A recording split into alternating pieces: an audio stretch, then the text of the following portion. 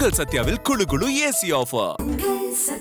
தமிழகம் முழுவதும் கட்டிட திட்ட அனுமதிகளை விரைவாக வழங்கும் நோக்கில் தற்போது நடைமுறையில் உள்ள காலக்கெடுவை மேலும் குறைத்து 21 நாட்களுக்குள் அனுமதி வழங்கும் புதிய திட்டத்தை மாநில அரசு பரிசீலித்து வருகிறது. இதற்கான தொழில்நுட்ப மற்றும் நிர்வாக நடவடிக்கைகள் தீவிரமாக மேற்கொள்ளப்பட்டு வருவதாக வீட்டு வசதி மற்றும் நகர்ப்புற வளர்ச்சித்துறை தெரிவித்துள்ளது. தற்போது சென்னை பெருநகர வளர்ச்சி குழுமம் மற்றும் நகர்ப்புற மற்றும் ஊரக திட்டமிடல் இயக்ககம் ஆகிய திட்டமிடல் அமைப்புகள் கட்டிட அனுமதி விண்ணப்பங்களை 30 நாட்களுக்குள் பரிசீலித்து முடிவு செய்ய வேண்டும் என்ற நடைமுறை அமலில் உள்ளது. ஆனால் கட்டுமான துறையின் தேவைகள் மற்றும் முதலீடுகளை ஈர்க்கும் நோக்கில் இந்த காலக்கெடுவை 21 நாட்களாக குறைக்க அரசு முடிவு செய்துள்ளது.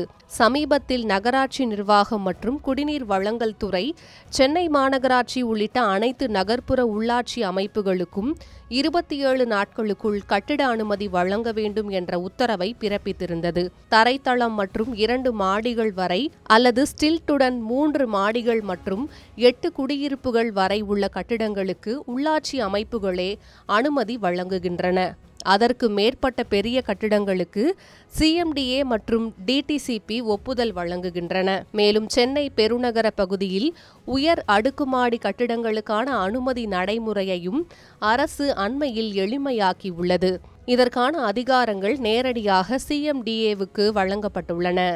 இதற்கிடையில் சிறு தொழில் நிறுவனங்களுக்கு சுய சான்றிதழ் அடிப்படையில் அனுமதி பெறும் வசதியும் விரிவுபடுத்தப்பட்டுள்ளது. 5000 சதுர அடி வரை கட்டிட பரப்பளவு மற்றும் 7500 சதுர அடி நிலப்பரப்பில் செயல்படும் சிறு மற்றும் குறு தொழில் நிறுவனங்கள் இதன் மூலம் பயனடைய முடியும். கட்டிட திட்ட அனுமதிக்கான காலக்கெடு குறைக்கப்படுவதால் கட்டுமானத்துறை தொழில் முதலீடுகள் மற்றும் நகர்ப்புற வளர்ச்சி திட்டங்கள் மேலும் வேகமடையும் என கட்டுமானத்துறையினர் வரவேற்பு தெரிவித்துள்ளனர்.